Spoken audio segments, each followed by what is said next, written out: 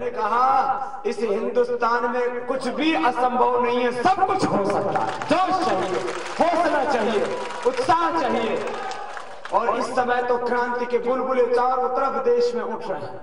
इस बात की नाइंसाफी, अन्याय, अधर्म के खिलाफ पूरे देश में आक्रोश है, पूरे देश में एक बगावत का भाव है। अब तक 1 लाख के करीब लोगों को मिल चुका होगा यहाँ आने से पहले। जितना जोश, जितना जुनून, जितनी जनजागृति, जो परिवर्तन का वातावरण इस समय बना है, ऐसा परिवर्तन का वातावरण जाति इतिहास में कभी नहीं बना। 1857 से लेकर के 1947 तक जो करीब 100 साल तक आजादी की जंग चली, उसमें भी इतने लोग नहीं खड़े हुए होंगे जितने आज खड़े। देखो कुछ काम ऐसे हैं जो हमें खुद करने हैं। अब अपन पैसा दवा में खर्च करा, ये तो अपने कोई रोकना। दवा का खर्चा सरकारें रोकने वाली नहीं। आप सुबह उठ करके योगा अभ्यास करो, अपना आहार विचार ठीक रखो, सदाचार में जीवन जियो, सुबह जल्दी उठना शुरू कर दो, योग करना शुरू कर दो, 1 भी रुपया आपका दवा में खर्च नहीं होगा। एकदम पक्की बात है। न ब्लड प्रेशर, न शुगर, न थायराइड, न हार्ट की बीमारी, न आर्थराइटिस, न सांस, न दमा, न टीबी, न कैंसर। एकदम टनाटन जियो को बाबा तेरा सामने नहीं बैठो। लोग कहे बाबा जी घर में पंगु हो गयो, घर में पंगु हो गयो तो सुबह से शाम तक दुखी, और पड़ोसी से पंगा हो जाए तो और परेशानी, और पुलिस वाले से पंगा हो जाए, यहाँ वाले पुलिस वाले अच्छे हैं, पुलिस वाले से पंगा हो जाए, किसी एसडीएम से, एसपी से पंगा हो जाए तो बोले बाबा फिर तो गांव ही छोड़ना पड़े, तुम छोटा छोटा पंगा से दुखी हो जाओ। हमने तो वो दुनिया की ताकतें जो पूरे देश ही नहीं, देश की जल जंगल जमीन बेच चुके हैं, 1000 लाख करोड़ रुपए तो लूट चुके हैं, पूरी दुनिया के माफियाओं से हमने पंगा ले रखा है, पूरी दुनिया का। ये झूठा, और फिर भी मस्त रहते ना, ब्लड प्रेशर ना, शुगर, मस्त है, बड़े शातिर। आज तक जिन्होंने इनके खिलाफ आवाज उठाई उसको खत्म ही कर दिया, लेकिन मैंने कहा इस बार तुम्हारे खत्म होने का वक्त है। थोड़ा इसलिए भाई बहनों, अब एक बहुत बड़े परिवर्तन के दौर से गुजर रहा है देश, और मैं उसको देख रहा हूं। अब तो होटल में रहते, मैं तो 11 लाख किलोमीटर से ज्यादा की यात्रा करके पूरे हिंदुस्तान को देखा है, और मैं इस निष्कर्ष पर पहुंचा हूं कि देश में बहुत चेतना है। ये तो ईश्वर की आत्मा है सब। गीता में भगवान श्री कृष्ण कहते हैं कि वर्ण शंकरों से देश का उद्धार नहीं होगा, इस राष्ट्र का उद्धार निश्चय पुत्र करेंगे, रामकृष्ण की संतान करेंगे। सच्ची बात है। जिनकी इस देश की धर्म, इस देश की संस्कृति में निष्ठा नहीं, 1 करोड़ गायों का कत्ल कराते हैं हिंदुस्तान में हर साल, 1 करोड़ गायों को कत्ल करने के लिए बांग्लादेश भेज देते हैं। एक होती आपकी दादालाई संपत्ति, पैतृक संपत्ति, आपके घर में 1, 2, 5, 10 एकड़ जमीन जो होगी वो आपकी पैतृक संपत्ति है। राष्ट्रीय संपत्ति, देश का जल, सारी नदियां, देश के जंगल, देश की जमीन, देश की भू संपदाएं, यदि उसको लूटाना चाहे, देखो जैसे दादालाई संपत्ति पर, पैतृक संपत्ति पर आपका अधिकार है, वैसे राष्ट्रीय संपत्ति पर 125 करोड़ हिंदुस्तानियों का बराबर का हक है, और उनको बराबर का हक मिले तो हर हिंदुस्तानी को कम से कम 10 करोड़ रुपए मिलेंगे। कौन कहता है हिंदुस्तान के लोग गरीब? हिंदुस्तान के लोगों को गरीब बना दिया। न हिंदुस्तान गरीब है, न हिंदुस्तानी गरीब है, या कुछ माफिया लोगों ने 125 करोड़ लोगों के चंद मुट्ठी भर 125 लोगों ने देश की खुशियों को कुचल दिया, पैरों की तरह रौंद दिया। कितने प्रश्न हैं जो इन राजनीतिक पार्टियों ने सामाजिक, आर्थिक, राजनीतिक पाप किए हैं, वो माफ करने योग्य नहीं है। इसलिए इस बार तो पूरी बगावत होगी तो हिंदुस्तान बदलेगा। ये बड़ा काम करना पड़ेगा। अब ये बात बड़ी गहरी है, धीरे से समझ में आ जाएगी। सब कुछ ठीक करने के लिए अब समझौतावादी नीति पर नहीं, सत्य की नीति पर चलना पड़ेगा। बहुत दिन हो गए बुरे लोगों के राज को। इस बार ये जो काला धन वापस लाने का, ये आपका और मेरा अधिकार नहीं है। आपके पास आपके हमारे ऊपर राइट ही नहीं। तो काला धन वापस आएगा, भ्रष्टाचार के लिए कठोर व्यवस्था बनेगी ऊपर से। एक होता है व्यक्ति, एक होती है व्यवस्था। व्यक्ति अच्छा होना ही चाहिए, लेकिन व्यक्ति कितना ही अच्छा हो, यदि व्यवस्था नहीं है तो उसके साथ क्या होगा। आचार्य चाणक्य के पिता का सिर कर्म कर दिया गया उसकी आंखों के सामने। गुरु गोविंद सिंह के दोनों बच्चों को दीवारों में चिना दिया गया, और छत्रपति शिवाजी महाराज के बेटे संभाजी का एक एक शरीर का अंग बोटी बोटी करके काट दिया गया, आंखों को नौच करके निकाल दिया गया। क्यों? क्योंकि व्यक्ति तो ठीक थे, व्यवस्था ठीक नहीं थी। इसलिए व्यक्ति भी अच्छा करना पड़ेगा और व्यवस्था को भी ठीक करना। अपनी आत्मा से पूछो, बोलो बीड़ी पीनी चाहिए कि नहीं, दारू पीनी चाहिए कि नहीं? तो को बाबू करो कि वेद में क्या लिखा है, शास्त्र में क्या लिखा है, बाबा जी क्या रहा है, ये अलग बात। तुम्हारी आत्मा से पूछो। सबसे बड़ा वेद आत्मवेद है, सबसे बड़ा ज्ञान आत्मज्ञान है, सबसे बड़ा निर्णय आत्म निर्णय है, सबसे बड़ा सत्य आत्म सत्य है। ये भीतर का, ये अखंड है, ये शाश्वत है, नित्य है। आत्मा सो परमात्मा। आत्मा में तो परमात्मा की हर समय आवाज प्रेरणा पुकार उठती रहती है। तो 1 रुपया दवा को खर्च नहीं होनी चाहिए। कल सुबह से जल्दी जागना है? क्या देर तक सोते हो क्या? सुबह जल्दी जागना। जो सुबह उठ जाता उसकी किस्मत खुल जाती है सुबह जल्दी। तो एक काम तो ये, 1 रुपया दवा को खर्च नहीं, 1 रुपया को खर्च नहीं, और 1 रुपया विदेशी कंपनियों को नहीं जाना चाहिए। ये 3 लूट खत्म कर लेना, याद रखना। ज्यादा बात नहीं बताई, 3 से ज्यादा बात बताओ तो भूल जाते हो। तुम दवा खाते हो तो तुम होते हो गरीब, तुम्हारा तन, तुम्हारा धन, तुम्हारा घर परिवार जीवन बर्बाद हो जाता है दवा खा के। दवा खाने से तुम होते हो बर्बाद, और आबाद कौन होते हैं? दवा बेचने वाले, डॉक्टर, हॉस्पिटल। चंद मुट्ठी भर लोग आबाद होते हैं, प्रजा बर्बाद। दारू पी करके लाखों करोड़ों घर बर्बाद हो जाते हैं, जिंदगियां बर्बाद हो जाते हैं, बच्चे अनाथ हो जाते हैं।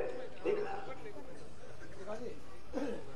तो दवा का और दारू का 1 भी रुपया खर्च नहीं होना चाहिए, और देश का पैसा देश में रहना चाहिए, विदेशी कंपनियों के पास नहीं जाना चाहिए। हम कहने को हिंदुस्तानी, बाल हिंदुस्तानी, इनमें शैम्पू लग रहा है किसका? डो का, पेंटिक का, सनसिल्क का। नहीं, दांत हिंदुस्तानी, कोलगेट, पेप्सोडेंट, क्लोजअप, एक भी घर में नहीं आना चाहिए। आता है ना? नहीं आना चाहिए। चमड़ी हिंदुस्तानी, लक्स, लाइफबॉय, लिरिन, डो। क्यों भाई? देश का पैसा देश के बाहर नहीं जाना चाहिए। तो ये दवा बेचने वाले, दारू बेचने वाले, ये विदेशी कंपनियां जो देश की आर्थिक दृष्टि से लूट कर आर्थिक गुलाम बना रही हैं, इनके पास पैसा नहीं जाना चाहिए। आपका पैसा आपके गांव में, आपके घर में रहने चाहिए, तो आप धनवान बनेंगे। ये बड़ी बात है। पहले तो सुबह सुबह योग को अभ्यास करो, ये तो जीवन अच्छा बनेगा। अगली बात देश की, जहां तक है, आप सबसे एक प्रश्न पूछता हूं। ये करीब 1000 लाख करोड़ रुपए अब तक लूट चुके हैं। कितना? ये कितना हुआ है? एक गांव का हिस्सा में आऊंगा करीब 200 करोड़, इतना होता है एक गांव का हिस्सा। लूट का पैसा इनसे वापस लेंगे, और एक जिले के हिस्से में आएंगे करीब कितना?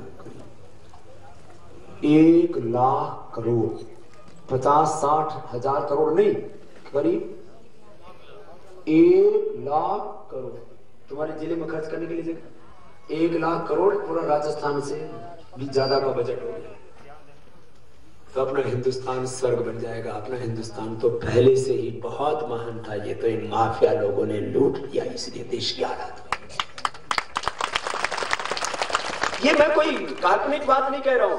प्रोफेसर कैल्डोर ने 1955-56 में ब्लैक मनी का स्टडी किया, 2 से 4% बताया। फिर 1970 में वांचू कमेटी बनी, उन्होंने कहा कि ये नहीं 7% हो गया। फिर 1980-81 में national institute of public finance and policy वालों ने कहा तो 18 से 21% हो गया। आज देश के सभी इकोनॉमिस्ट और पूरी दुनिया की बड़ी एजेंसियां, जरा नाम याद रखना, रह जाए तो नहीं तो बाबा ना तो याद है, सुना तो रहे तुम। Transparency international, global financial integrity, tax justice network, और दुनिया की सबसे बड़ी आर्थिक संस्था वर्ल्ड बैंक और IMF।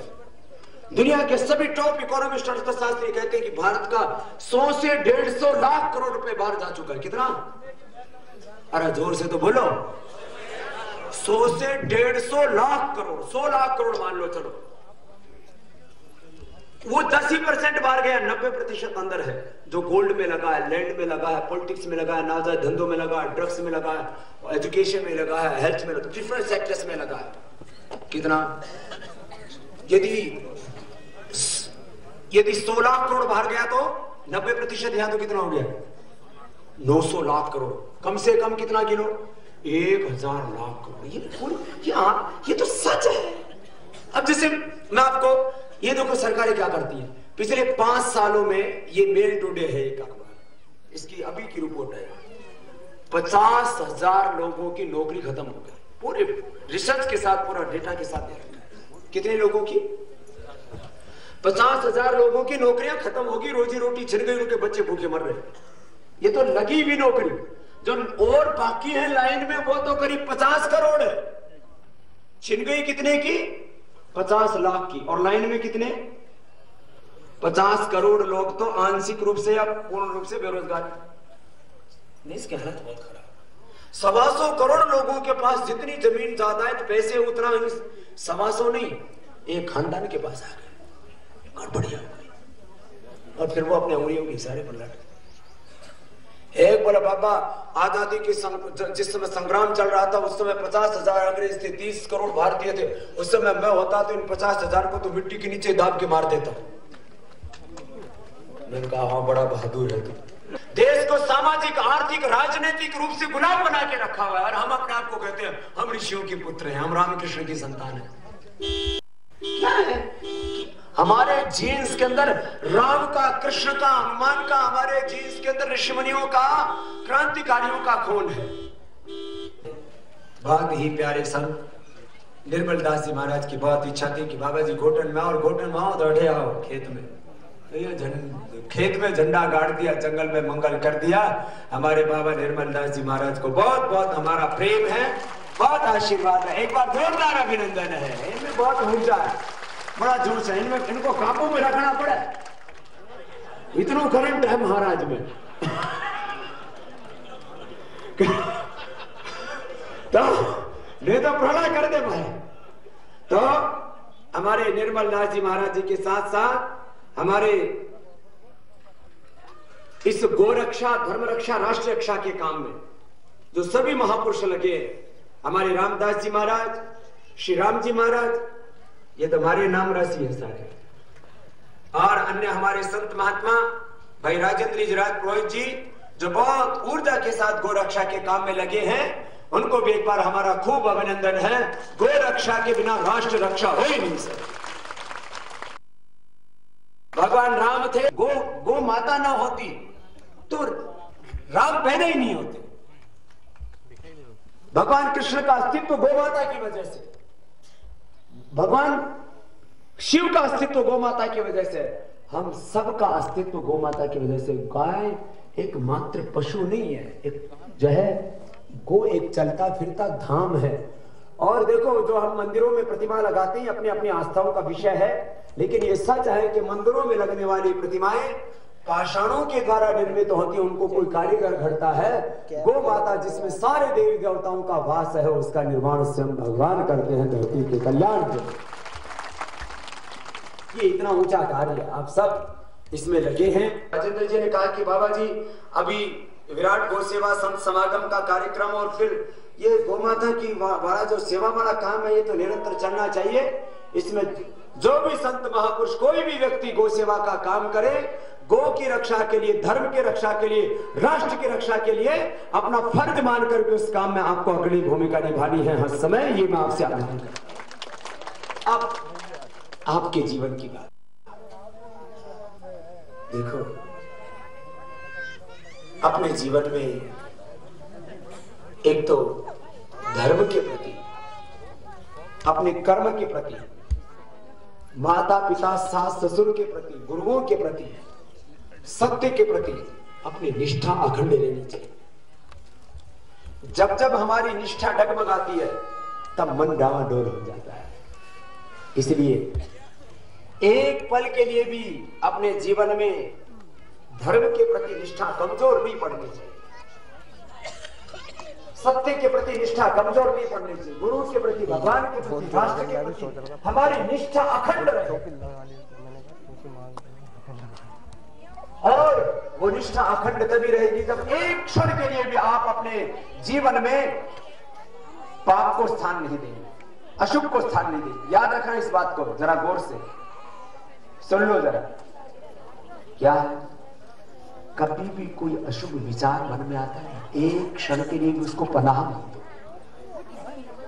किसी भी तरह का अशुभ, वाणी के स्तर पर, व्यवहार के स्तर पर, स्वभाव के स्तर पर, आचार विचार के स्तर पर, काम के स्तर पर, एक क्षण के लिए भी अशुभ आया ना, तो वेद में मंत्र आता, परो पे ही मनस्ता किम असस्तानि संस्था। ये मन ना बड़ा बेईमान है। ये कोई भी चीज जैसे ही अंदर आती है ना, तो उसमें तर्क देना शुरू कर देता है, कोई नहीं। एक बार पीने के बाद छोड़ना बड़ा मुश्किल है। जिन्होंने नहीं पिया है, मेहरबानी करके ये एक्सपेरिमेंट मत करना।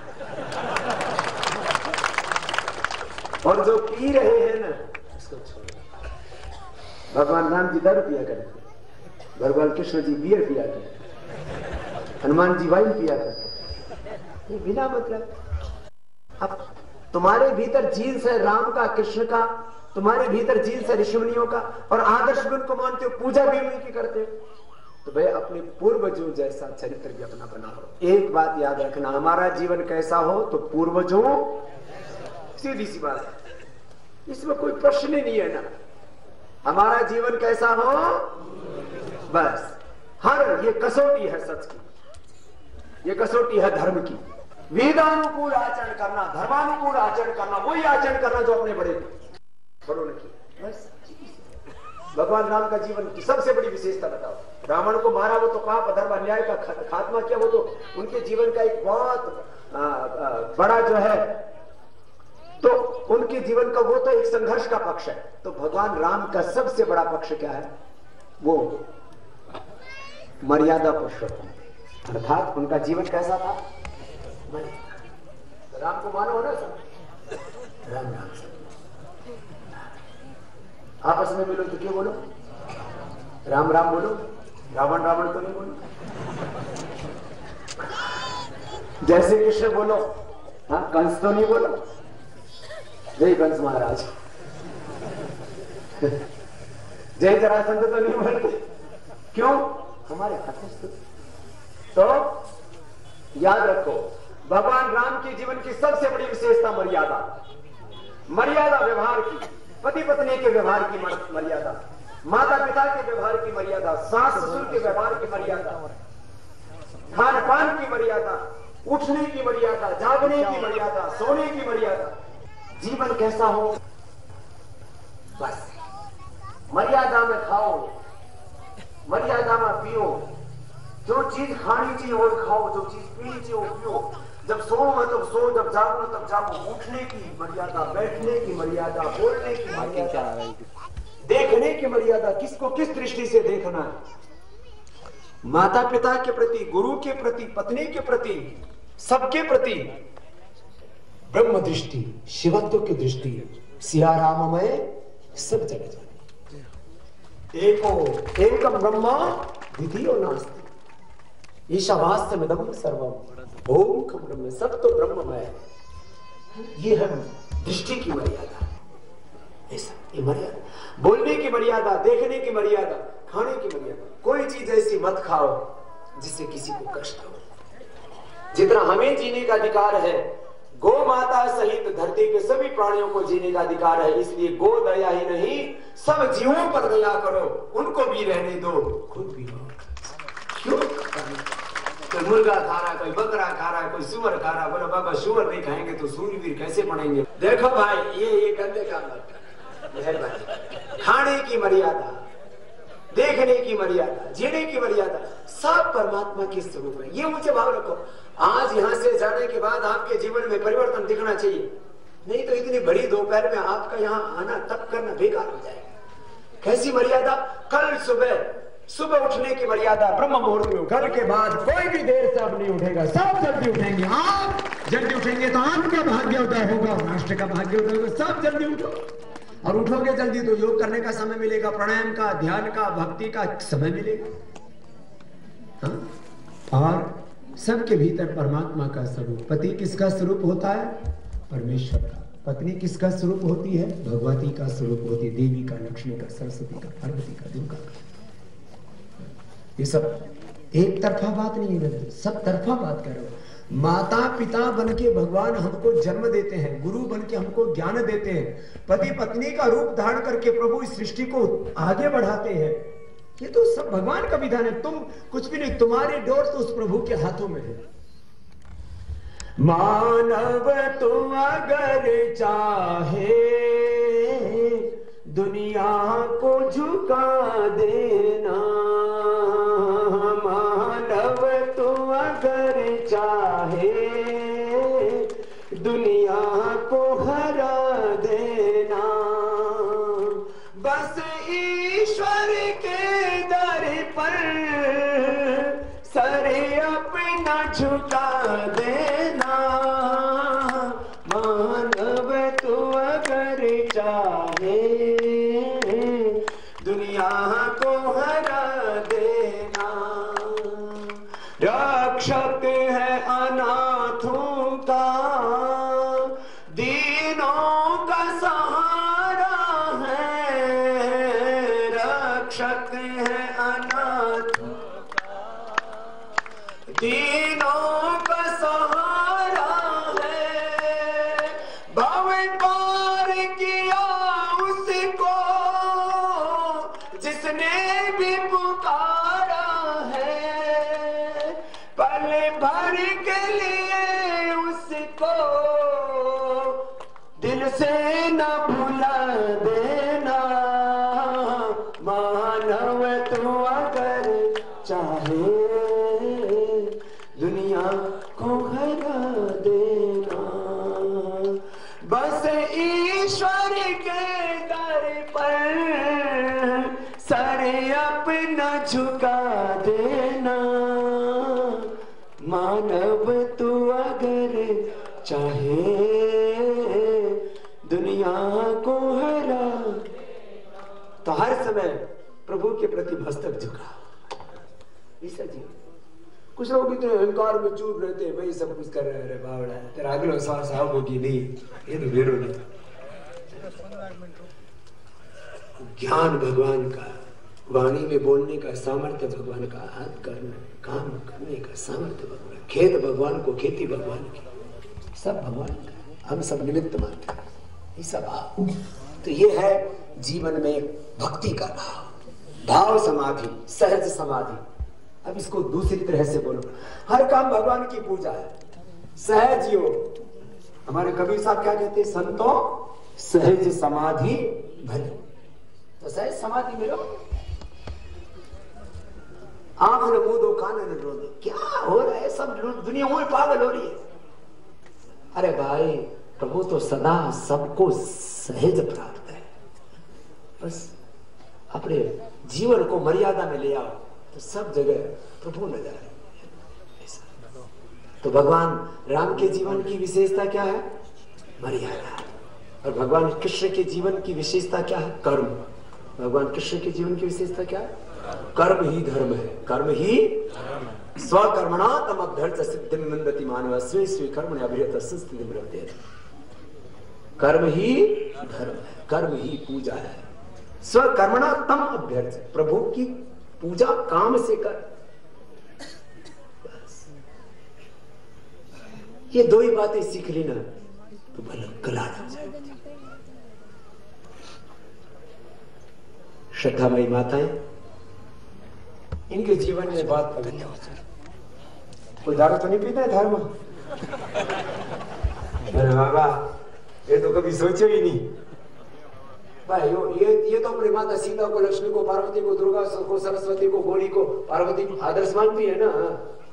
तो इनके लिए पार्वती, लक्ष्मी, सरस्वती, दुर्गा ये सब आदर्श है। तो थारो भी तो आदर्श राम है। तो राम जी भी वे धोखे, कृष्ण जी तो भाई अपना आदर्श है। ये पुरुषों वाला महकमा में गड़बड़ नहीं होनी चाहिए। तो आप में से जो भाई आज तक कोई खाता पीता हो तो आज से बाबा जी की झोली में डाल देना।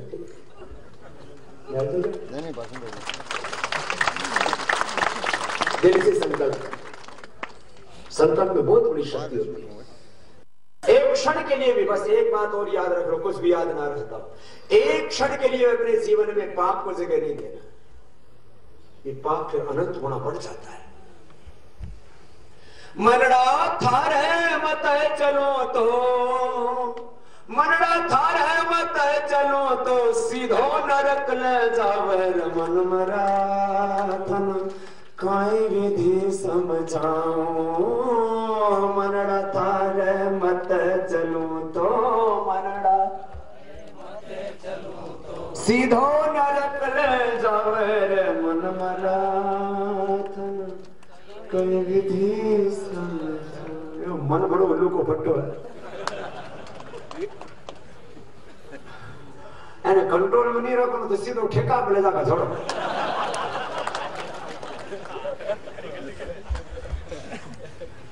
ये काम मत करिए मेहरबानी करके, अपने बालकों की कसम, ऋषियों की संतान होना, ऋषि मुनियों की कसम, भारत माता की कसम, थारी माँ की कसम। थारी माँ चावा दारू पियो थे, धरती माता की तुम्हारी माँ की कसम, अपने पूर्वजों की रामकृष्ण की कसम, और वो ना समझ में आता हो तो रामदेव की कसम। थारा सामने बैठो थारो बापो, तुमको ना मारो बापो, तो थारो बापा तो बाबा की मानो भी ना। अपने बच्चों को, अपनी औलादों को देखिए कि आप जो करेंगे उनके ऊपर असर पड़ेगा। बच्चों को शिक्षा वाणी से नहीं आचरण से दी जाती है। कोई ऐसा काम मत कीजिए जिसको करके आपके बच्चों को शर्मिंदगी अनुभव होती है। एक आदर्श पिता बनिए, और कुछ भूल चुका होगी तो आज से छोड़ दीजिए। हमारा दादा भी पिया करता, हमारा पिता भी पिया करता, हमने छुड़वा दिया बीड़ी सिगरेट का, सब छुड़ा दिया। अफीम तो उठे कौन खा, इधर तो खाते हैं अफीम। क्या बोला उसने, अमल? हाँ हाँ हाँ, अच्छी बात को अमल करियो, यो कड़ो कड़ो अमल मत करियो। ना ना ये नहीं करना। मन देखो, इससे अपने को, अपनी आत्मा की हानि होती है। कितना कितने जन्मों का तप है तो मनुष्य का जन्म मिला। आगे और उपजा उठना भाई, अपने को गिरना। भाई बहनों, आप सबको बहुत आशीर्वाद है। इन श्रद्धामयी माताओं को, पिता तुल्य बुजुर्गों को, और इन देश के जवानों को, जिनको अपने हाथों से एक नया भारत बनाना है और भारत को फिर से विश्व गुरु बनाना है, उसका खोया हुआ गोरा वैभव बना होगा। अरे काम करने के लिए बहुत कम है, कोई काम करने को है? दारू पीड़ी, बीड़ी पीनो, तम्बाकू खानो, ये सब अमल करो, ये को करने को काम है? बहुत काम है करने के लिए। भाई बहनों, वक्त बहुत हो चला है। बस आपसे अंतिम बात पूछता हुआ, ये काला धन आना चाहिए कि नहीं? आना चाहिए। भ्रष्टाचार मिटना चाहिए कि नहीं? मिटना चाहिए। ये आर्थिक सामाजिक गैर बराबरी खत्म होनी चाहिए कि नहीं? होनी चाहिए। और ये महंगाई, ये बेरोजगारी, गरीबी, पूरा देश नर्क बना दिया, ये सब पाप खत्म होना चाहिए कि नहीं? होना चाहिए। तो इस पाप को खत्म करने के लिए, देश को इंसाफ दिलाने के लिए और अपना जीवन अच्छा बनाने के लिए कितने लोग मेरे साथ हैं? जरा हाथ ऊपर करो तो मैंने भीड़ तो पाटे सबके। बोले भारत माता की। अरे मुट्ठी तो हनुमान जी वाली बात है, जरा बोलो बजरंग बली की। भारत माता की, गौ माता की, मर्यादा पुरुषोत्तम श्यामचंद्र की, योगेश्वर श्री कृष्ण चंद्र की। वंदे